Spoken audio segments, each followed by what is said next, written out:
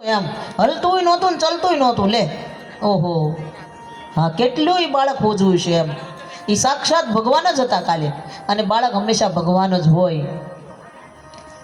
ત્યારે ભગવાન બોલે એ તો બધાને ગમે, એટલે નગર શેઠે કીધું કાંઈ વાંધો નહીં, અમારા ગામમાં અમારા મહેલામાં અમારે કથા કરાવી છે, આવો મહારાજ કથા કરો.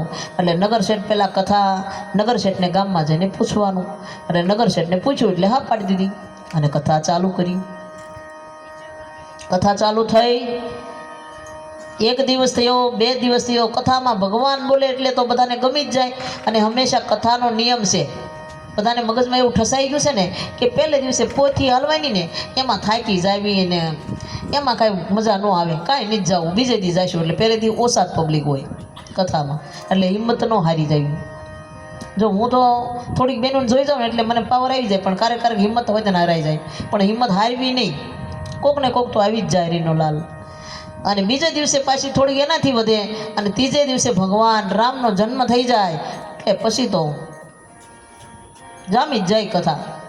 એમાંય કથા ત્રીજે દિવસે જામી, ભગવાન રામનો જન્મ હતો, અને પબ્લિક માય નહીં હો. અને ધીરે ધીરે લક્ષ્મીજીને એમ થયું હવે જવા દે, આજ પબ્લિક બહુ જામી છે, હમણાં ભગવાનનું જાઓ. લક્ષ્મીજી એક ફાટલા ટૂટલા કપડાં પહેર્યા, ખંભામાં ખડીયો લીધો, ખડિયામાં સોનાની વાટક્યા અને સોનાની થાળીઓ અને સોનાની સમસી, સોનાના ગ્લાસ ને લક્ષ્મીજીએ તો નાખ્યું. અને લક્ષ્મીજી આવ્યા ફરતા ફરતા નગર શેઠના ઘરે. નગર શેઠના ઘરે આવેલા નગર શેઠે ના શેઠાણીને બરોબર કથામાં જવું. જો તમારે કથામાં જવું હોય ને કોક આવે ને એટલે તમને એટલી બધી આમ મગજ જાય તમારો. ઓહો, અત્યારે ક્યાં આવ્યા મહેમાન? અત્યારે ન આવતા હોય તો એમાંય જો મહેમાન આવ્યા હોય અને તમારે તૈયાર થઈને જવાનું હોય અને તમને જરી કંઈ ગમે નહીં, એટલે આ બાજુ શેઠાણીને આમ તૈયાર થઈને જવાનું હતું. અને શેઠાણી તૈયાર થવા ગયા ત્યાં એને નોકરે કીધું કે શેઠાણી કોક ઘરે આવ્યા છે અને ભિખારણ કોક આવી છે અને ભિક્ષા માગે છે, તો આપી દે ને, બપોરનું જે કાંઈ વધ્યું હોય દઈ દે ને. અને પોતાનું નોકર આમ ઘરમાં જે કાંઈ હતું એ લઈને દેવા ગયા. જ્યાં આમ થાળીમાં દેવા ગયા તો એ થાળી તો એને લીધી જ નહીં, સીધી આમ ખડિયામાંથી નવી થાળી, નવી સમસી, ગ્લાસ, વાટકીઓ બધું કાઢ્યું સોનાનું. અને ઓલા એ તો નગર શેઠે ઓલા નોકરે તો એમાં રોટલો અને શાક ને જે કાંઈ હતું. લક્ષ્મીજી આમ કટક બટક ખોટું ખોટું નાટક કરે, ખાય નહીં. નોકર આમ શેઠાણીને કહેવા ગયો, શેઠાણી કે હા, એ કે ભિખારણ તો સોનાની થાળી કાઢી. એ કે ન હોય કે હા, સોનાની થાળી, સોનાનો વાટક્યો, સોનાની સમસી, ગ્લાસ, આવું બધું સોનાનું રાખ્યું છે. કે રોકી એને રોક, હું આવું જોવા.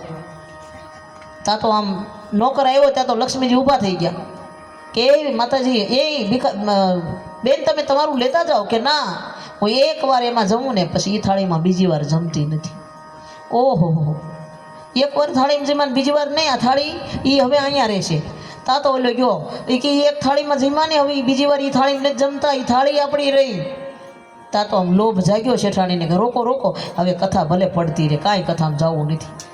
સોનાની થાળી તો આવી ગઈ છે ને કથામાં શું જવું, કથામાં જઈએ શું મળવાનું, અહીંયા સોનાની થાળી આવી ગઈ. અને શેઠાણી આવ્યા. શેઠાણી કે બેન તમારી થાળી લેતા જાઓ, મારે જલ્દી કથામાં જવું. કે નહીં, તમારે કથામાં જવું હોય તો જાઓ, હું તો એકવાર જે થાળીમાં જમું એ બીજી વાર એ થાળીમાં જમતી નથી. શેઠાણીએ હળવેક સારા નોકરને બોલાવી લીધો, ઈશારો કર્યો કે તું જા, નગર શેઠને બોલાઈ જાય, આને જવા નથી દેવા. અને આ બાજુ લક્ષ્મીજી એવા ભિખારી ભલે બનીને આવ્યા, પણ જ્યાં આડે ને સોનું થઈ જાય, જ્યાં આડે ને સોનું થઈ જાય. ઓહો, આને જવા દેવાય? તો જ્યાં આડે હોનું કરે છે. આમ નગર શેઠને બોલાવા ગયા. નગર શેઠ પહેલી લાઈનમાં બેઠેલા, એટલે હળવેકથી નોકરે કીધું ઘરે આવો, આપણા ઘરે કોઈ ભિખારીયાણે આવી છે, જ્યાં આડે ત્યાં સોનું થઈ જાય, અને એક થાળીમાં ખાય પછી બીજી વાર ખાતા નથી થાળીમાં, અને એ સોનાની થાળી છે. નગર શેઠ ફટાફટ ઊભા થઈને આવ્યા, અને પહેલી લાઈનમાંથી ફટાફટ જે ઊભું થઈને જાય ને એટલે આખી કથામાં જે બેઠા ને એના મનમાં વિચાર આવે કે કાંઈક થયું છે. નગર શેઠ કેમ વૈયા ગયા? જે મેન કથાના હતા એ જલ્દી વૈયા ગયા, એટલે એને ઘરે કાંઈક હશે. ધીરે ધીરે 1 ગયો, 2 ગયો, 3 ગયો, બધા કથામાંથી જવા મળ્યા. ભગવાન સમજી ગયા કે નક્કી કાંઈક લક્ષ્મીજી આવ્યા લાગે છે.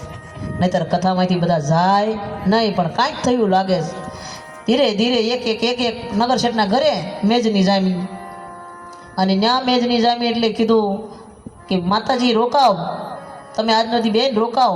કે ના, હું રોકાવ ખરી, કે આપણે સાંજે સરસ મજાનું ભોજન બનાવશું, 56 ભોગનો અન્નકોટ ધરાવવાનો છે, અને આજ તમે રોકાઈ જાઓ. કે નહીં, એક શરત. કે શું?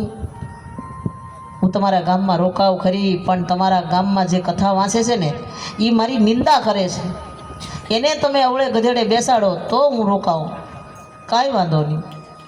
નગર શેઠ તો ફટાફટ આવ્યા. સોનું હોય એને પછી તો કાંઈ આવે જ નહીં ને એની પાસે.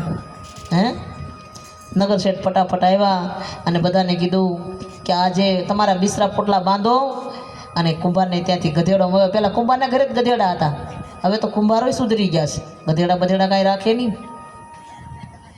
પેટી વગાડે, બેંજા વગાડે. ગધેડા ક્યાં રાખે? તો હવે ન રખાય. અને કોક બિચારા રાખતા હશે, ગામડામાં રહેતા હોય, નહીં રાખતા હોય. હવે ઓછા થઈ ગયા. અને હવે તમે એવું ન માનતા હો કે ગધેડા રાખે ગરીબ હોય. અત્યારે ગધેડીનું દૂધ 700 રૂપિયાનું લીટર મળે છે, ખબર છે તમને? રાજસ્થાનમાં એક ગધેડા ગૌશાળા બનીશ, ગધેડા શાળા. એ કંઈક દવામાં કામમાં આવે છે, તમે યુટ્યુબમાં જોઈજો. હા, એટલે ગધેડા રાખે કંઈ ગરીબ ન હોય. હા, પહેલાંના જમાનામાં એવું હોય છે, પણ હવે તો એનું પણ કાંઈક નીકળ્યું છે. એટલે ગધેડા ઉપર ભગવાનને બેસાડ્યા. ભગવાન આમ બહાર આવ્યા, નગરમાં ફેરવીને બહાર આમ પાદરમાં આવ્યા.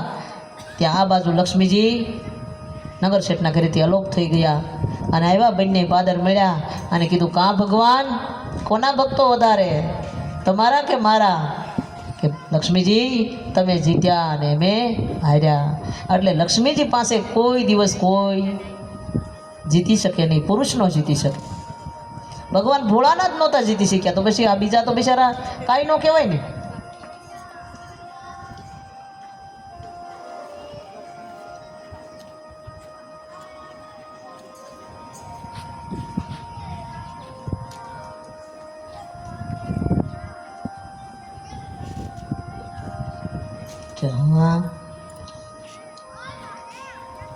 લક્ષ્મી સ્કાય સિટીના રાધે મંડળના બહેનો આજે માતાજીનું અને ગાયક વૃંદનું ફૂલથી સ્વાગત કરવાના છે.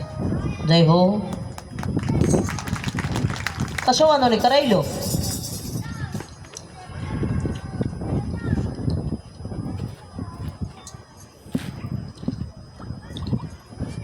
તો ભગવાને આપણને સુંદર મજાનો મનુષ્ય અવતાર આવ્યો છે, તો મનુષ્ય અવતારમાં કાંઈક કરી લેવું. અને એવું નહીં માનવાનું કે આપણું ઘટપણ આવશે ત્યારે આપણે કરશું. ઘટપણમાં ગોવિંદ ભજાશે નહીં. યુવાનીમાં કરી લેવાનું. અને કામ તો આખી જિંદગી છે, અને તમે નહીં મૂકો તો તમે જાશો ને ત્યાં સુધી તમારી હારી આવશે, પણ તમે મૂકશો ધીરે ધીરે તો તમે એમાંથી નિવૃત્ત થશો. એટલે તમે અત્યારે 40 વર્ષ સુધી તમારું જે કાંઈ કર્યું એ કર્યું, તમારા બાળકો મોટા કર્યા, તમારા ઘરવાળાને હાંસવા, 20 વર્ષથી તમારું ઘર હાંસવું. હવે 40 વર્ષ થયા એટલે જિંદગી તમને એક તાળી મારીને જતી રહી. 40 વર્ષ જ આપણા છે, પછી 1 તાળી 2 તાળી થાય ને એટલે આપણે ભગવાનનું ભજન કરવાનું અને ભગવાનના નામની તાળી વગાડી લેવાની. કારણ કે આ બધી 1 તાળી 2 તાળી તો આપણે જે ભોગવવાનું હતું એ કરવાનું તો કરી લીધું, પણ આપણા માટે આપણે કાંઈ નહીં કરવાનું. આખી જિંદગી બીજાના માટે જ કરવાનું. અને પછી એમાંથી જો ઓશિંતાનું આવી જાય તો કાંઈ કહેવાય નહીં. ઓશિંતાનું ક્યારે આવી જાય એ કાંઈ તમને કહીને આવવાનું નથી. એટલે વાલા શ્રોતાજનો, આજે કૃષ્ણની બાળલીલાનો પ્રસંગ આવશે, પણ કૃષ્ણની બાળલીલા કરતાં પહેલાં લક્ષ્મી સ્કાયની જે રાધે મંડળની બહેનો છે એમને સ્વાગત કરવું છે. તો રોનકભાઈ અહીંયા આવશે અને બહેનો પણ આવી અને એનું સ્વાગત કરશે. બીજા નંબરમાં રામચરિત માનસ મહિલા મંડળની બહેનો, મારે 35 બહેનો છે. એમાંથી કાલે મને એક બેન અહીંના મળ્યા હતા, નીલમબેન કે એવું કંઈક હતું, મને નામ બહુ નથી આવડ્યું, રહ્યું યાદ આવશે. પણ એ બેન મને કહી ગયા છે કે માતાજી તમારા મહિલા મંડળમાં બેનું કેટલા છે? મેં કીધું 35 બેનું છે. એટલે એને કીધું કે મારે એ 35 બેનને એક ગિફ્ટ આપવી છે. એટલે છેલ્લે દિવસે બધી બહેનોને એ બેન અહીંયા સન્માન કરીને ગિફ્ટ આપવાના છે. તો દરેક બહેનો ન આવ્યા હોય એમને પણ કહેજો આવે, કે તમને કથામાંથી એક બેનનો ભાવ છે, એટલે એ બેન કહેતા હતા કે મારે ગિફ્ટ આપવી છે. તો ભાવથી જે માણસ ઝેર આપે તો પણ લઈ લેવું. જય શ્રી કૃષ્ણ.